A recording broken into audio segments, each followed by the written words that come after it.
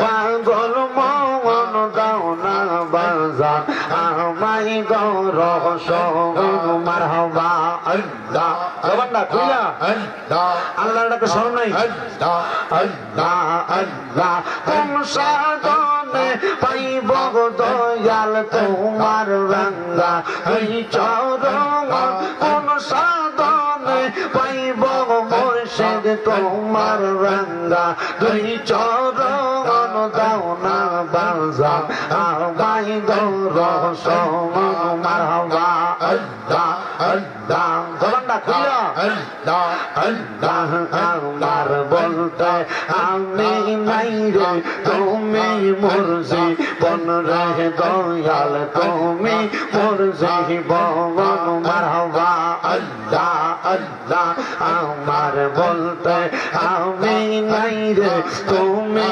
মুর্শি বন জীবন যৌবন সইবা দিতাম পাইলে তোর চরণে ভালোবাসি পাগলের মতো মনে চাইলে এই পাগল মন চোটে গত খন মারহাবা আল্লাহ আল্লাহ রব সমাজে কলঙ্কি আমি গলায় কলঙ্কের মালা আমারে এই বাগ মুর্শিদ কে মোহনে মাশাআল্লাহ আল্লাহ আল্লাহ মুর্শিদ প্রেমে জয়রা পয়রা অন্তর হইছে সাঙ্গা মুর্শিদ প্রেমে কাদিয়া কাদিয়া রজনী কাটাই মারহাবা আল্লাহ আল্লাহ দূরে যদি যাইবা গো মুর্শিদ প্রেম শিখাইলা কেন গো আমার যাইব যাইবা গো মুর্শিদ কেন মারহাবা আল্লাহ আল্লাহ আমার পুরা মনের বেতা ও বেতা কার কাছে কই কইলাও মারহাবা আমার মুর্শিদ বিনে প্রেমের তালা খুলবি কে মনে আমার দয়াল বিনে প্রেমের তালা খুলবি কে মনে রসের ফুল ফুইতাছে গো প্রেমের বাগানে মারহাবা আল্লাহ রসের ফুল ফুইতাছে গো প্রেমের বাগানে মারহাবা আল্লাহ জবান খুলে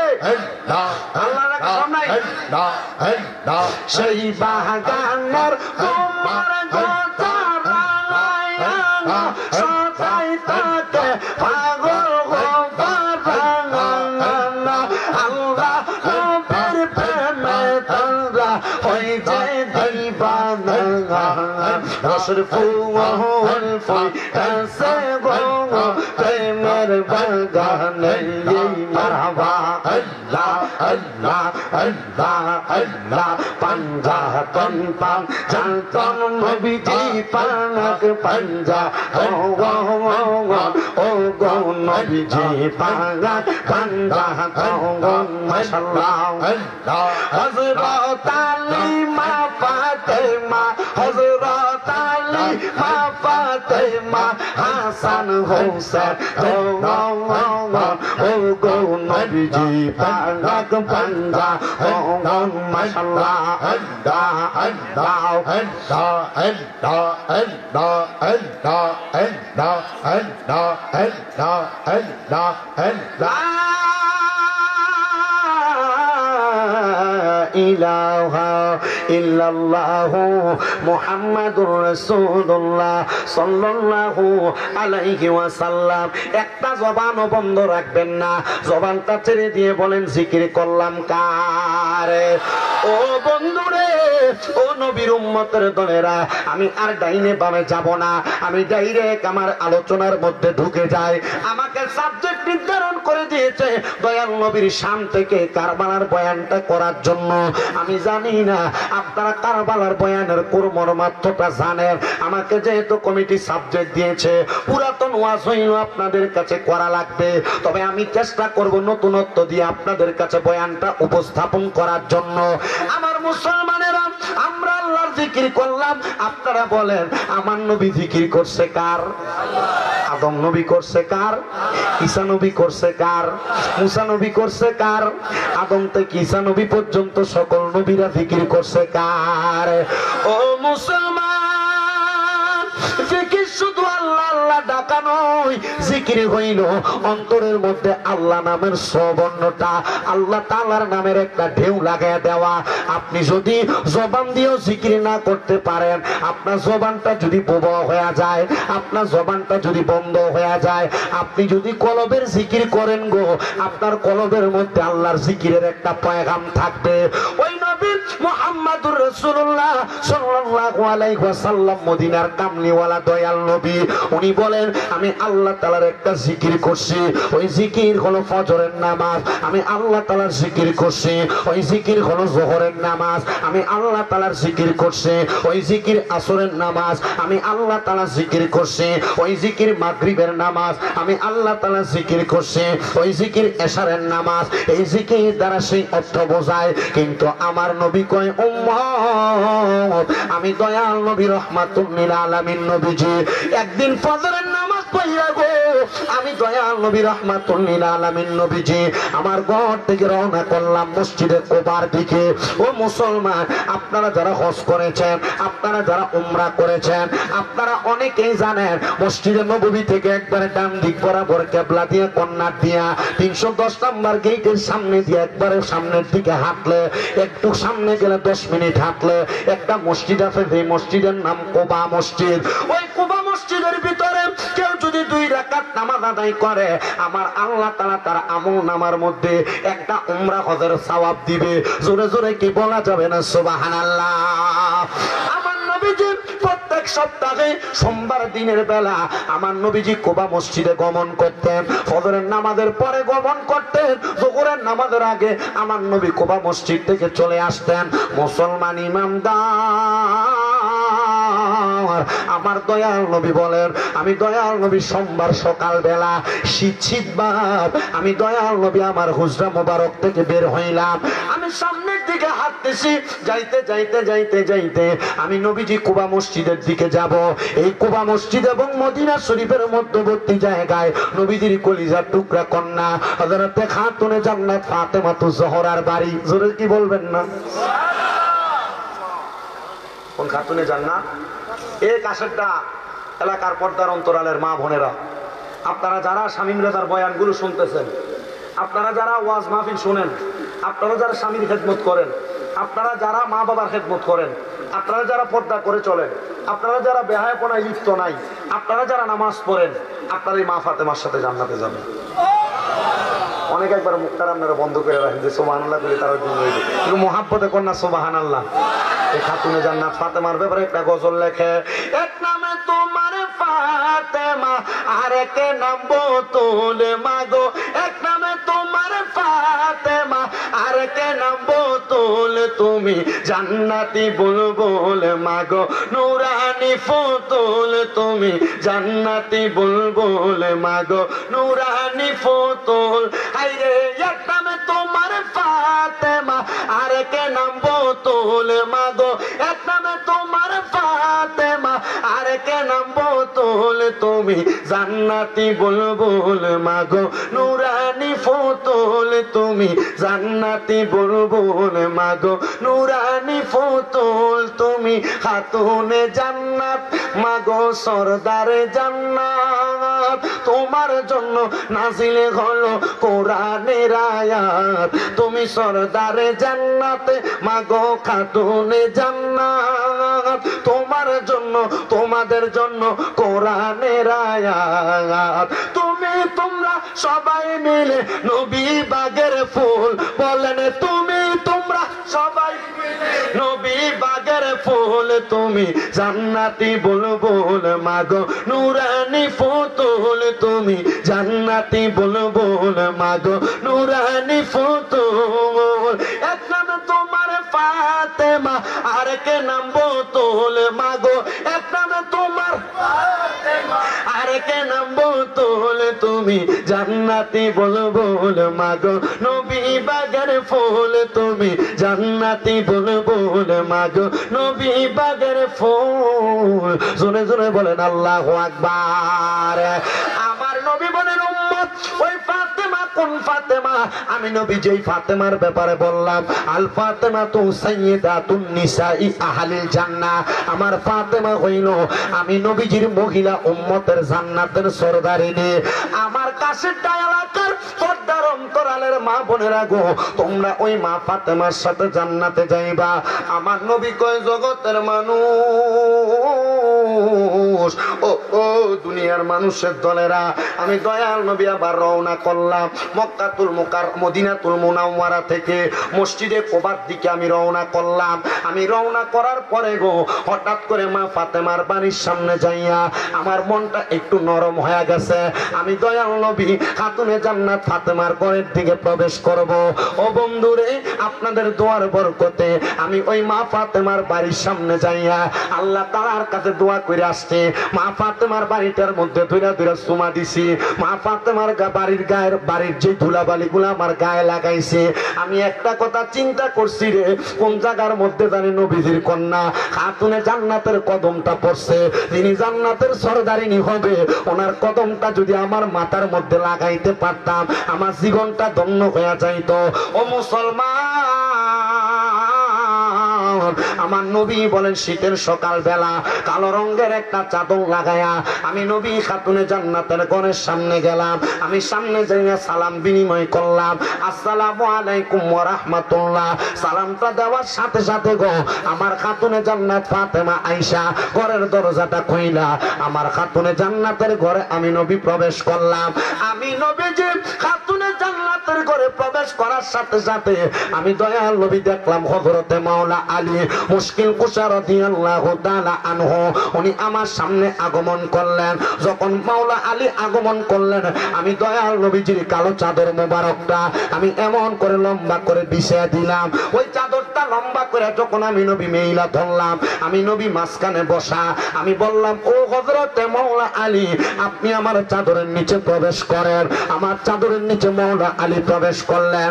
আমি ডাক দিয়ে বললাম, ও হযরতে ফাতেমা, তুমি আমার চাদরের নিচে প্রবেশ করো।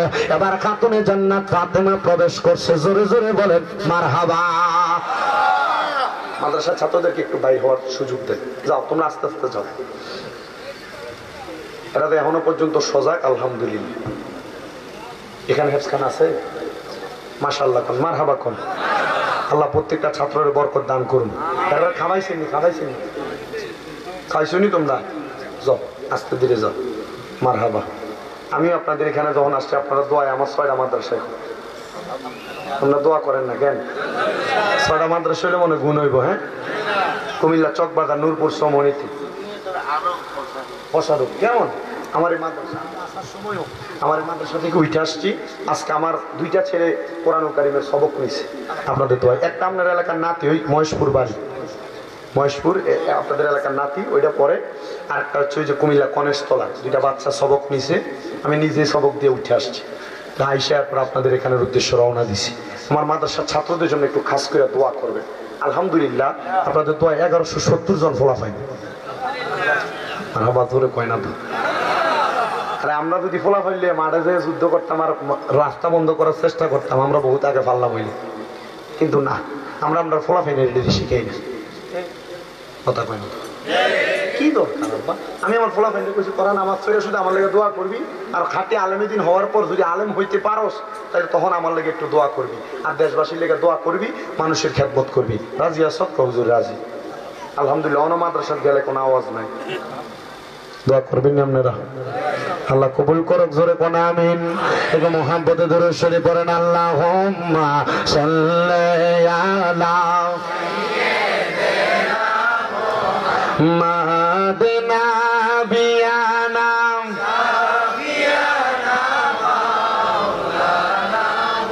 দয়াল নবীর শিকের গুণ লাইগাছে যার কলি যায় হায়রে প্রাণ বরিয়া জানাই সালাম ওই নবীজির পাকে রওজায় আল্লাহুম্মা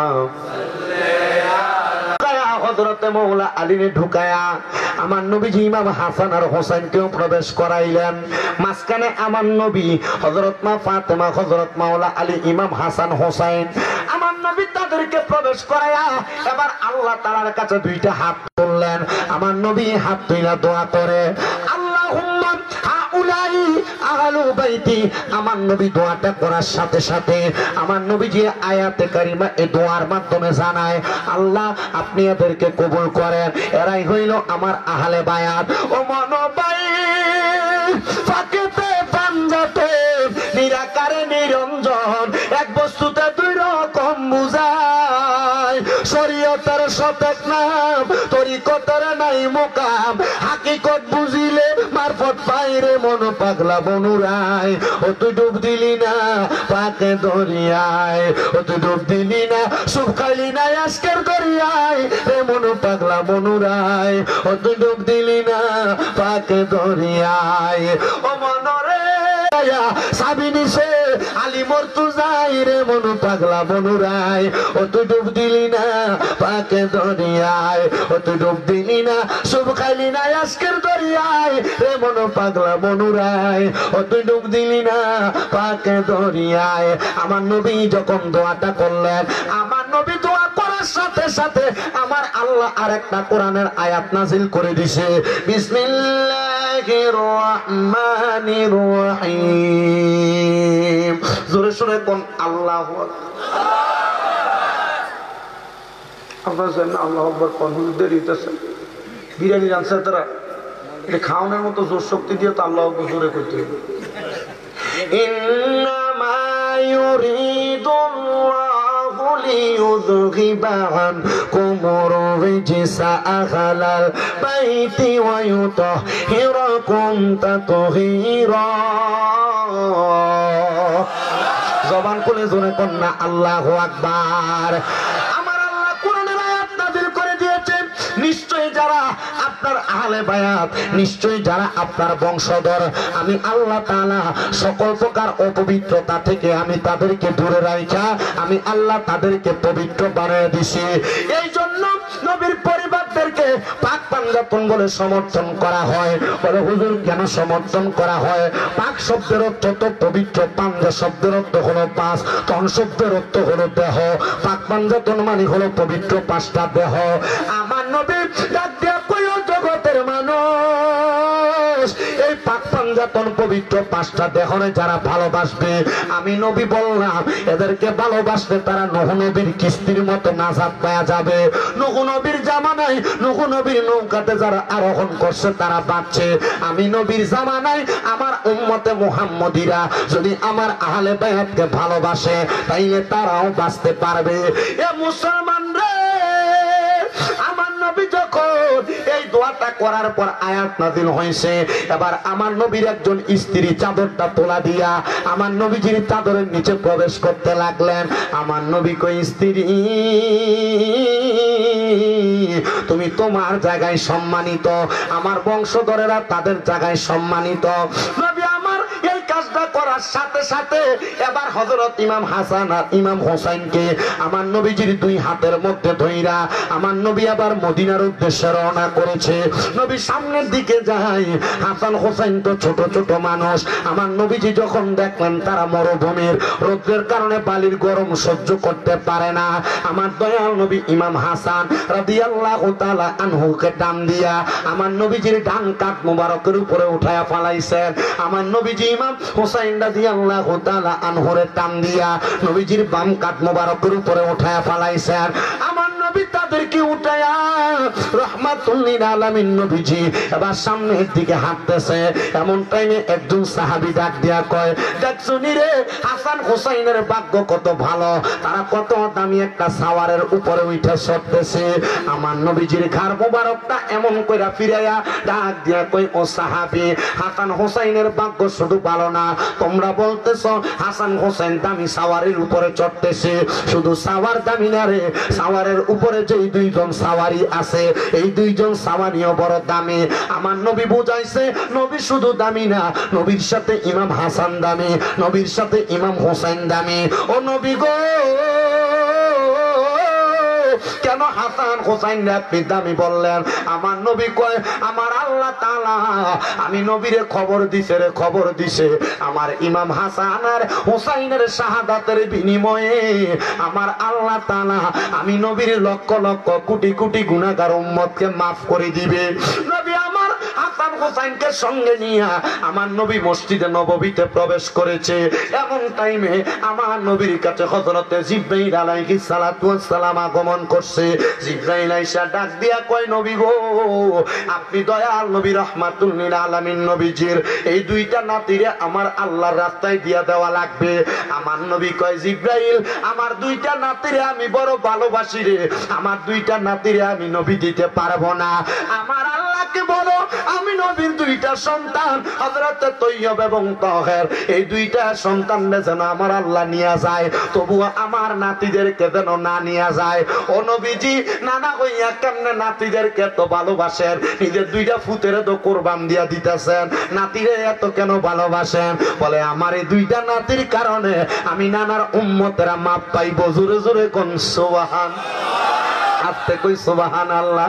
আরে উম্মতেরই মায়া মাফ করে দাও ও হে আল্লাহ, উম্মতে গুনাহগার। মা আমেনার কোলে যখন এলেন নবীজি, সেজদায় পড়িয়া কান্দেন উম্মতি উম্মতি উম্মতি গুনাহগার রে, উম্মতে গুনাহগার। বলেন উম্মতে গুনাহগার রে, উম্মতে গুনাহগার, মাফ করে দাও হে আল্লাহ, উম্মতে গুনাহগার।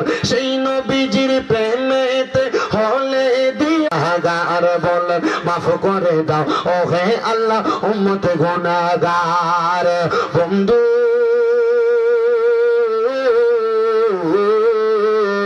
ও আমার নবীর পাগলের আগো, আমার দয়াল নবী রাহমাতুল লিল আলামিন নবীর দুইজন সন্তানকে দিয়া দিছে। যে অল্প কিছুদিন পরে আবার আমার নবীজির সামনে হাজির হয়ে গেছে। নবীজি হাসান হুসাইন নিয়ে বসা। জিবরাইল কয়, নবী গো, আপনার এই দুইটা নাতিরেও নেওয়া লাগবে।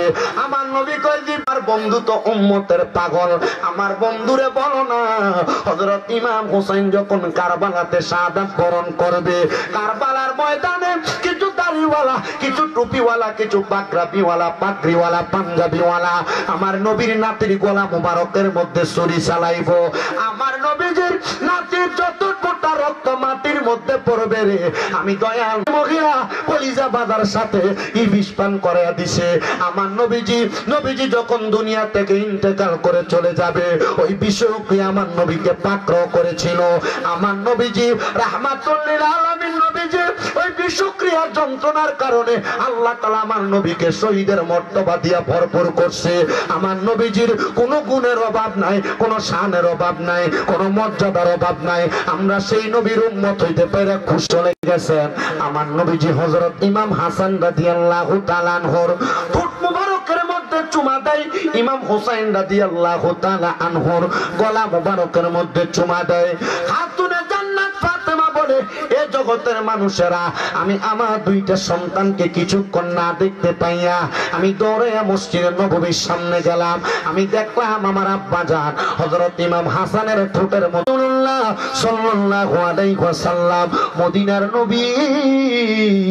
ও আমার পানের আব্বা জান, আপনি যে ইমাম হাসানের ঠোঁট মুবারকের মধ্যে চুমা দেন, ইমাম হুসাইনের গলা মুবারকে চুমা দেন, নবীজি অন্যদিন তো আপনি এভাবে আদর করেন না, অন্যদিন তাদের বুকে চুম্বন করে মুবারক পড়তেছে। আমার নবীজি নবীর দাড়ি মুবারক গুলা ভিজে গেছে। আমি জিজ্ঞাসা করলাম, ও মায়ের নবী গো, আপনি কেন এমন ভাবে কান্না করেন?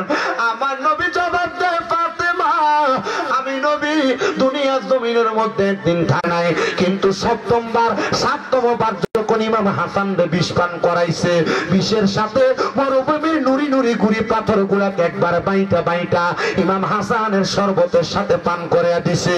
দুনিয়ার মানুষ কোন জায়গার মধ্যে উষ্টা খাইলে, দুনিয়ার মানুষ কোন জায়গার মধ্যে ব্যথা পাইলে মাগ্য কয়া আল্লাহ গো কয়া চিৎকার দেয়। ইকাল করেন নাই, কেউ কে আপনারে আঘাত করছে, ইমাম হোসেন তরবারিটা বাহির করে ফেলছে, ডাক দিয়া কই একবার নামটা বলেন, আপনি নাম বললে আমি তাদের বংশ ধ্বংস করে দিব। বলে না রে, বলে না। উনি তখন কোরআনের আয়াত তেলাওয়াত করে, ইন্নাল্লাহা মা'আস সাবিরিন, পরীক্ষা দিবে। এজন্য ইমাম হোসেন বারবার বলে, একবার বলেন না ওনার পরিচয়টা কি? আপনি বারবার বলতেছে, আপনার পরিচয়টা বলেন। একজন আশিকিটা সুরে সুরে লেখে, আরে ও ভাই কহে একবার শুনি,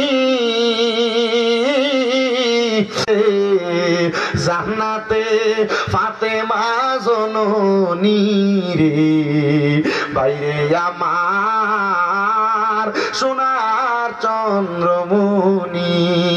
আল্লাহ বলে, ও জিবরাইল, জিবরাইল যাও না রে চলিয়া, ও ভাই কহে একবার শুনি,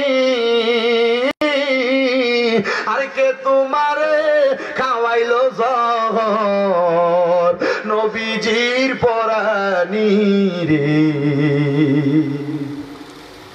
বাইরে আমার সোনার এরার শরীরে অত পাঞ্জাবি ছিল, এরার মাথায় অত পাগড়ি ছিল, এরা তো ইমাম হুসাইনের গলাতে ছুরি দেওয়ার সময় কইছে, তাড়াতাড়ি নবীর বংশের গলায় ছুরি দে, আসরের নামাজ কাজা হইয়া যায়। আরে নবীর পরিবার রে মাইরা, জান্নাতের সরদারের মাইরা, তুমি যদি বলো আসরের নামাজ কাজা হইয়া যায়, আমি আমার নানা রওজা মুবারকের সামনে যান, আমি ইমাম হাসান ইন্তেকালের আগে, শাহাদাতের আগে আপনার কাছে একটা কথা আবদার করে যাই, আপনি আমার নানা রওজা মুবারকে আমার একবার সালাম দিয়েন। ও নবীর উম্মত, যাই না কত টাকা আমার ঘরের ডয়ারে পয়রা রইছে, মক্কা মদিনা যাই না। আল্লাহর কসম কইরা বলি রে, যেই দিন আমি মদিনা থেকে আসছি, এরপর থেকে বারবার মদিনা যাইতে মন চায়। হুজুর কেন কেন মন চায় জানো? ওই মদিনা দেখলে শুধু শান্তি লাগে, শুধু আরাম লাগে, শুধু ভালো লাগে। মদিনা শরীফের বাবু সালাম একটা দরদাম, কান্দ কেন? উনি কয়, হুজুর আমি কান্দি, আপনার চোখেও তো পানি দেখা যায়, আপনিও তো কান্দাছেন। আমি কইলাম রে, আমি জানি না কেন চোখের পানি আসছে। আমার ওই ছেলেটা ডাক দিয়া কই, হুজুর নবীর আশেক, নবীর রওজার সামনে আসবে, নবীর জন্য হাহাকার করে চোখের পানি আসবে না, এটা হতে পারে না। হুজুর এখনই দোয়া করেন, কবুল হবে। কারণ বান্দা যখন কান্না করে চোখের পানি ফালায়, 1000 টাকা বাজেট করে। তুমি জানো, নিয়াতুল মুমিনিন খায়রুম মিন আমালি, মুমিনের নিয়ত তার আমলের চাইতে উত্তম। আরে যদি তুমি রাসূলের পাকের রওজা মুবারকের সামনে যা দাঁড়াও, আমি দেখছি বহুত মানুষের মহিলা, আমি বুঝতে পারছি এটা শুরু দেখলে তো বোঝা যায় সে কেমন টাকাওয়ালা আর পয়সাওয়ালা। আমি বুঝছি আর লক্ষ কোটি টাকার মালিক, ধন সম্পদ ছাড়াই দিয়া 10, 12, 15 জন মহিলা একসাথে নবীজির সবুজ গম্বুজের দিকে ছায়া ছায়া চোখের পানি ফালায় কাঁদে।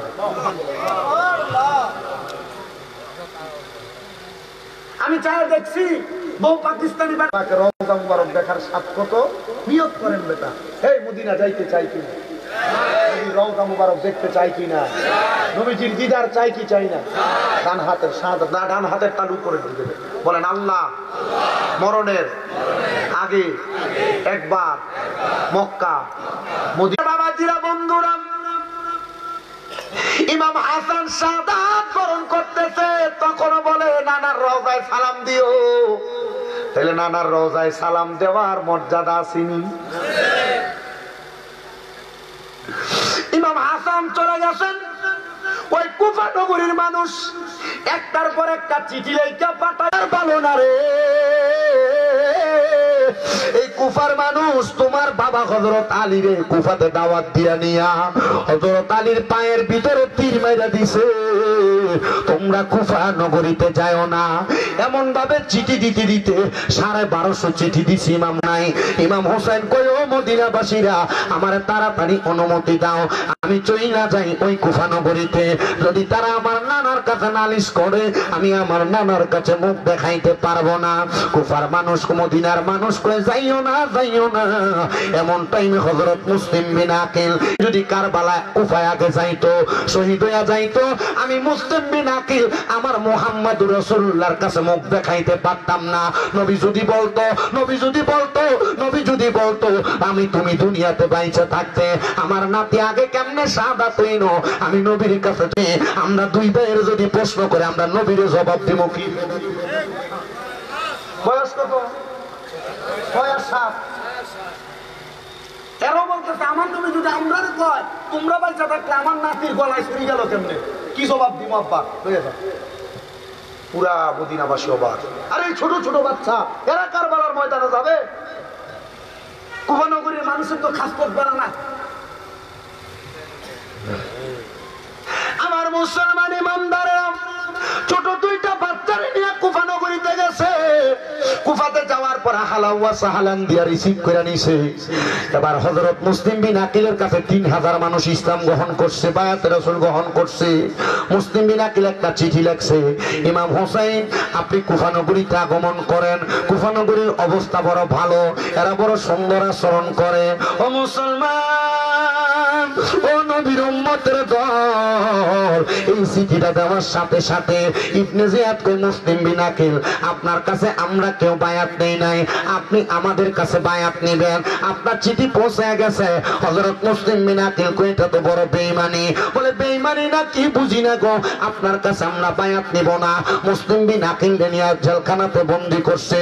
জেলখানার ওই কয়েদিরা আসামিরা কই আরে আহলে বায়াতের সদস্য আপনার কথাই তো আমরা চিন্তা করতেছিলাম, আপনি জেলখানাতে আইসা আপনারা বায়াত গ্রহণ করায়া দেন। মুসলিম বিন আকিল তাদেরকে বায়াত গ্রহণ করায়। জেলখানার যে পাহারাদার ওই পাহারাদার কই মুসলিম বিন আকিল আমিও আপনার প্রেমিক, আমি ইমাম হোসেনের প্রেমিক, আমি নবী পক্ষের লোক, আপনার জেলখানায় রাখা যাবে না। আমি যদি আপনার জেলখানায় রাখি আমি আল্লাহর কাছে অপরাধী হয়ে যাব, আপনারা আমি চাইরা দিলাম। মুসলিম বিন আকিল ছোট্ট দুইটা বাচ্চা লইয়া জেলখানা থেকে বের হয়ে গেছে। পুরা এলাকার মানুষ কুফা নগরীর মানুষের কাছে ইবনে জিয়াদ এলান করে দিছে মুসলিম বিন আকিলকে কারোর ঘরে জায়গা দিবা না, যদি জায়গা দাও তার গর্দান থাকবে না। কিন্তু মুসলমান ওই ইবনে জিয়াদের বাড়িতে একটা দাসী কাজ করত, ওই দাসীটাও ছিল নবীর বংশের প্রেমিক, ওই দাসীটাও ছিল আহলে বায়াতের প্রেমিক। সে মুসলিম বিন আকিলের খবর পাইয়া সে আর বাদশার বাড়িতে আসে না। সে চিন্তা করছে মুসলিম বিন আকিলের সন্ধান যদি পাইয়া যায় আমি তার কাছে বায়াতের রাসূল গ্রহণ করব। এবার মুসলিম বিন আকিল একটু পানির জন্য কত ঘরের দরজার মধ্যে গেছে, কেউ তার জন্য দরজা খোলে না। ওই আহলে বায়াতের প্রেমিক ওই দাসীটা ঘরের দরজাটা খুইলা দিছে। ডাক দিয়া কয় মুসলিম বিন আকিল আল্লাহর কসম করে বলি তুমি যদি আমার ঘরের দরজায় না আসতা আমি তোমারে ডাক দিয়ে আনতাম না। আসো আমার ঘরের মধ্যে তাইকা গো, তুমি আমারে আগে বায়াত গ্রহণ করাও, তুমি পানি পান করো। বায়াত গ্রহণ করায় পানি পান করে শুধু এই জায়গার মধ্যে শেষ না, এবার দলে দলে মানুষ এসা এই মহিলার ঘরে বায়াত গ্রহণ করতেছে। এবার ওই ইবনে জিয়াদের কাছে খবর গেছে তার দাসী মুসলিম বিন আকিলের জায়গা দিয়া রাখছে। দাসীটারে খবর দিয়া নিয়া রাজপ্রাসাদের ছাদের উপর উঠাইয়া তরবারি দিয়া গর্দান আলাদা করে দিছে। মুসলিম বিন আকিল নে ডাক দিয়ে কই মুসলিম বিন আকিল ঘর থেকে বের হও, আমরা তোমার সাথে সন্ধি করব, বন্ধুত্ব করব, আর ঝগড়া হবে না, দ্বন্দ্ব হবে না। মুসলিম বিন আকিল রে ঘর থেকে বাইর কইরা গোড়ার পিঠে চড়াইয়া মুসলিম বিন আকিলের হাত থেকে তরবারি নিয়ে নিছে। ছোট দুইটা বাচ্চারে নিয়ে গেছে। মুসলিম বিন আকিল বুঝতে পারলে এখন ওনাকে আর এখানে রাখতে দিবে না, থাকতে দিবে না। মুসলিম বিন আকিল রে নিতে নিতে ওই রাজপ্রাসাদ রাজপ্রাসাদের সামনে নিয়া রাজপ্রাসাদের ছাদের উপর উঠায়া হাতগুলা বাম দিয়া মুসলিম বিন আকিলের গর্দান আলাদা করে দিছে। দেখো একদিকে গর্দান একদিকে ইবনে জিয়াদ ঘোষণা করতেছে, এই কুফার মানুষ কেউ যদি ইমাম হোসেনের কাছে বায়াত হও, ইমাম হোসেনের কাছে মুরিদ হও, তাইলে তোমাদের গর্দান এমনি থাকবে না, তোমরা এখান থেকে দূরে সরে যাও। মুসলিম বিন আকিল ইন্তেকাল করছে। ছোট্ট ছোট্ট দুইটা বাচ্চা 6-7 বছর তাদেরকে জেলখানায় ঢুকাইছে। জেলখানার ওই কয়েদিরা ছোট বাচ্চার হাতে হাত দিয়া বায়াত গ্রহণ করতেছে। হায় রে, জেলখানার পাহারাদার কয় যদি এই ছোট্ট দুইটা বাচ্চারে আমরা আটকে রাখি তাইলে আমরা আল্লাহর কাছে জবাব দিতে পারবো না। এই ছোট দুইটা বাচ্চারে ছাইরা দিছে। জেলখানার কয়েদি কয় আমার হাতের একটা আংটি তোমার আমি পরাইয়া দিলাম, এই আংটিটা নিয়ে এই রাজপ্রাসাদের বরাবর সোজা পেছনের দিকে হাঁটবা। এখান থেকে আজকে একটা কাফেলা মদিনার উদ্দেশ্যে রওনা দিবে, তাদের কাছে যাইয়া আমার আংটিটা দেখাইবা, তারা আমার আংটি দেখে বুঝবে আমি অমুক গোত্রের মানুষ, তোমার তাদের সঙ্গী বানিয়ে মদিনাতে নিয়ে যাবে। এই কথা যখন বলতে গো, এই কথাটা শোনার সাথে সাথে ছোট দুইটা বাচ্চা আংটিটা হাতে নিয়ে ফাটতেছে। ওই এলাকার রাজপ্রাসাদের পেছন দিয়ে হাঁটতে হাঁটতে সামনে পিছনের দিকে যখন যায়, ছোট মানুষ তো পথ চিনে না, পথগুলা মানুষ যেখান দিয়ে ঘুরে উইরা আইসা একই জায়গায় হাজির হয়। এমন ঘুরতে ঘুরতে সকাল হয়ে গেছে, একটা মরুভূমির মাঝখানে ছোট্ট গাছের নিচে বসছে। গাছের নিচে একটা ছোট্ট কূপ দেখা ওনারা সেই জায়গায় বসে আছে। এমন টাইমে আরেকটা মহিলা ওই এলাকার মধ্যে বসবাস করতেন, যার নাম ছিল আকলিমা। সে একবারের দাসী ছিল। সে এখানে পানির জন্য আইসা ছোট ফুটফুটে সুন্দর দুইটা বাচ্চা দেখা সেখান থেকে বাচ্চাগুলার নিয়ে তার মালিকের কাছে দিছে। ভাগ্যের কত সুন্দর পরিহাস, ওই মালিকটাও ছিল আহলে বায়াতের প্রেমিক। ওই মালিক ছোট দুইটা বাচ্চারে পাইয়া দাসীরে কয়ে যাও তোমারে মুক্ত করে দিলাম, তুমি যেহেতু আমার কাছে নবী পরিবারের দুইটা সদস্যরে আইনা দিছ, আমি তোমারে আর আমার কাছে রাখবো না, দাস বানায়া যাও, তোমারে আমি মাফ করে দিলাম। ওই মহিলা হযরতে মুহাম্মদ এবং ইব্রাহিম ছোট দুইটা বাচ্চা, এদেরকে আদর যত্ন কইরা ঘরের মধ্যে রাইখা দিছে। বলে আওয়াজ করবা না, সুন্দর করে ঘুমায়া থাকবা, কারণ আমি মহিলা আহলে বায়াতের প্রেমিক, আমার স্বামী হইল এজিদের প্রেমিক। আমার স্বামী যদি তোমাদের খবর পায় তাইলে তোমাদেরকে এখান থেকে নিয়ে যাবে। ঠিকই রাত্রবেলা যখন হয়েছে, ওই মহিলার স্বামী ঘরে আইসা ছোট দুইটা বাচ্চার কান্নার শব্দ শুই না ঘরের দরজাটা খুইলা যা দেখতেছে নুরানি চেহারাওয়ালা দুইটা বাচ্চা চোখের পানি গুলা পালায়া কান্দে। ওই মহিলা ডাক দিয়ে কয় কি গো তোমরা কেন কান্না করলা? বলে আমার আব্বা জান আমাদেরকে ঘুমের ঘরে স্বপ্নে আইসা ডাকতেছে, আব্বা আয় আয় আয়, জান্নাতের হাউজে কাউসারের পানি তোমাদের জন্য অপেক্ষা করতেছে। কেন বুঝলাম না। এমন টাইমে স্বামীটা দুইটা বাচ্চারে হাতের মধ্যে নিয়ে রওনা করছে এজিদের বাড়িতে। এজিদে খবর দিছে এই দুইটা বাচ্চারে যে দইরা আইনা দিতে পারবে তারে 100 ওট উপহার দেওয়া হবে। হাইরে, নবীর বংশরে মারার জন্য এত টাকা অফার করলো। বুঝতে পারলাম নবীর বংশের প্রতি তার আর মায়া নাই। এটা বুঝবেন কখন জানেননি? যখন দেখবেন মুহররম মাস আগমন করছে, বহুত মৌলবীরা ফেসবুক ইউটিউবের মধ্যে আইসা এজিদে কয় রহমতুল্লাহ আলাই, আবার কয় এজিদ হাফেজ সাহেব ছিল, আর কারবালায় ইমাম হুসাইনের গলা মুবারককে যারা ছুরি চালাইছে এর মধ্যে 300 জন কোরআনে হাফেজ ছিল, 700 জন মুফতি ছিল, এরাও তো ইমাম হুসাইনের গলায় ছুরি চালাইছে। তার মানে হাফেজার মুফতি হইলে হবে না, ইমানদার থাকা লাগবে। কথা কন্যা ঠিক কিনা? ইমান নাই বেটা কি হবে? আপনার কষ্ট হইতেছে? আমি কিন্তু শর্টকাট করতেছি, এটা বহুত লম্বা ওয়াজ, 7 ঘন্টা লাগবে মিনিমাম যদি আস্তে আস্তে করি।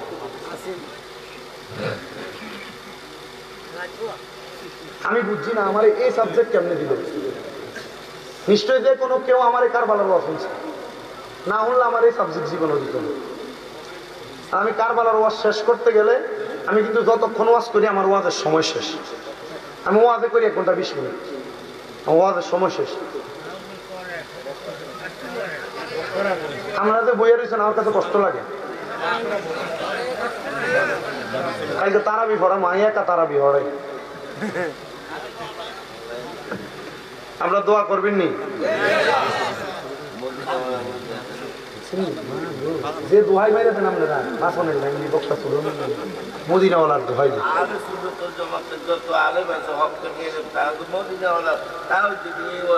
মারহাবা কর। দেখছেন নি কথাটা? আমি তো এর থেকে বেশি আর কিছু আশা করি। মদিনাওয়ালার তাওয়াজ্জু থাকলে শরীরে শক্তি লাগে না। মদিনাওয়ালার তাওয়াজ্জু থাকলে শক্তি লাগে না। ইনশাআল্লাহ মুহররম মাসে কখনো কারবালার মাহফিল করে দাওয়াত দিয়ে কারবালার পুরা আওয়াজ শোনাইতে হবে। আল্লাহ কবুল করুক, আমিন। এবার কইও যা কিটে আচ্ছা না না যান যান, হাজত থাকলে যান না, অসুবিধা নেই। আর কিটে এ বাইক বললো ঘুমাইলে এর থেকে বেশি সব না, এইটাও এবাদত। কথা কয় না বললে ঘুমাইলে এবাদত না, এবাদত। কিন্তু তোমরা তো এবাদতটা চিন্তা করো না। আমরা তো আরেকটা লাগান পরে অনুবাদ আর লম বইব না, যার বউ নাই হ্যাঁ আল্লাহর ইবাদত করবো। দিদের প্রেমিক, বউ কার প্রেমিক? বউ বুঝিয়ে দিদের জামাইয়া না দিদের প্রেমিক, বউ কার প্রেমিক? আহলে বায়াতের প্রেমিক। জোরে কন্যা মার হাওয়া, আরো জোরে কন্যা মার হাওয়া। আপনি পাঞ্জা তন গহন বিজি, আপনি পাঞ্জা তন ও গন বিজি, আপনি পাঞ্জাতন। আইরে হজর হতালি মা পাহাতে মা হজর না মেরি দোহাই দিলে দূরে যাই সমর হবে আর নাই রে দন। আল্লাহ নবী মুশকিল কুশাতিনে তে একজন, হযরত ইমাম হাসান হোসেন দুই ভাই নবী। ছোট দুইটা বাচ্চার পায়, তারা আমার এই ছোট দুইটা বাচ্চার জবাই করব। ওই স্বামীটা স্ত্রীরে বারবার লাথি দিয়া দিয়া ফালাইয়া দেয়, স্ত্রী যে বারবার ধরে।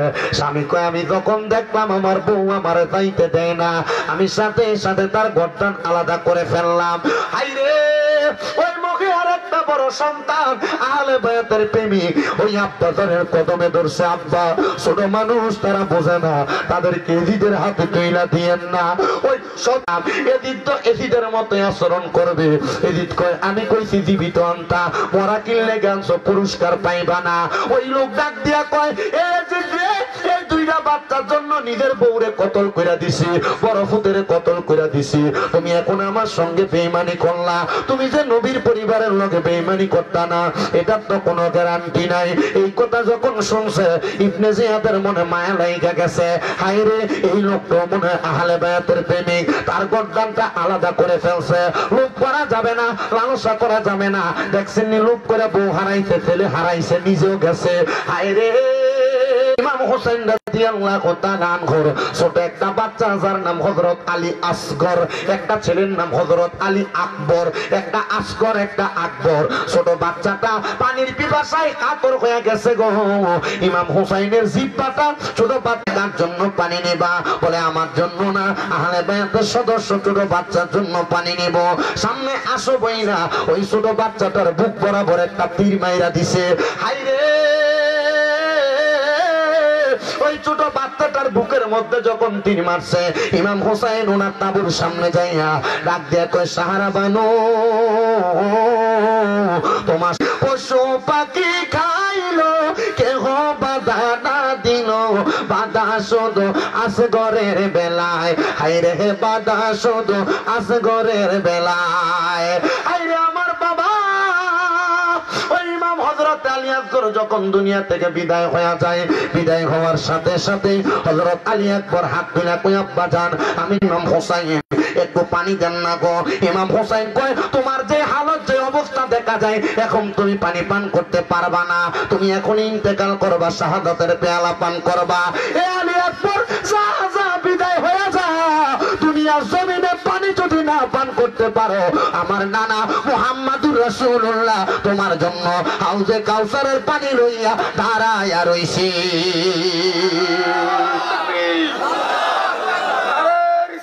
কারা কারা পান করতে চাই ডান হাত রাখবেগা আমার আল্লাহ তাআলারে দেখায়া দেন আল্লাহ যেন কবুল করে জোরে জোরে কোন আমিন হাতটা নামান রে বাবা এই আহলে বায়াতের ৭২ জন সদস্য কারবালায় শহীদ হয়েছে আমি ওই ৭২ মোহাব্বতে আমি কয়েকজন মানুষ শুধু এখানে হাত বাড়াইয়া চাইবো ওই কারবালার মোহাব্বতে নগদ দিবা না পারলে আগামী বছর দিবা আসুনি একজন সন্তান হাতটা বাড়াইয়া বলবা হুজুর আমার মা নাই দোয়া করবেন বাবা নাই দোয়া করবেন আমি ১ নম্বর ১০,০০০ টাকা আগামী বছর মাহফিলে দান করব হাত তুলে কইবেন একজন ১০,০০০ দিবেন হুজুর আমার মা নাই কবুল করে মঞ্জুর করো জনাব মোহাম্মদ আবুল বাশার সাহেব সৌদি আরব প্রবাসী ওনার সন্তানের মাধ্যমে খবর পাঠাইছে আগামী বছর মাহফিলে দান করব ১৫,০০০ টাকা আল্লাহ কবুল করে মঞ্জুর করো আবুল বাশার সাহেবের মনে আশা পূরণ করো বংশের কবর আযাব মাফ করো হায়াতে বরকত দাও রিজিকে বরকত দাও আল্লাহ তোমার বান্দা আবুল বাশার সাহেব যে আশা করে দান করছে মনের নেক নেক আশাগুলো পূরণ করো এরপরে ১০,০০০ টাকা দিবেন একজন আছেন নাকি হুজুর আমি দান করব আগামী বছর ১০,০০০ টাকা আমি বারবার বলি যাদের মা নাই যাদের বাবা নাই আম্মা আব্বা যদি বাইচা থাকতো মাসে যদি ১,০০০ টাকা মা বাবার খানা খরচ দিতা ১২ মাসে ১২,০০০ টাকা লাগতো ১ বছর পরে মা বাবার নামের উপরে মোহাব্বত করে আল্লাহর ওয়াস্তে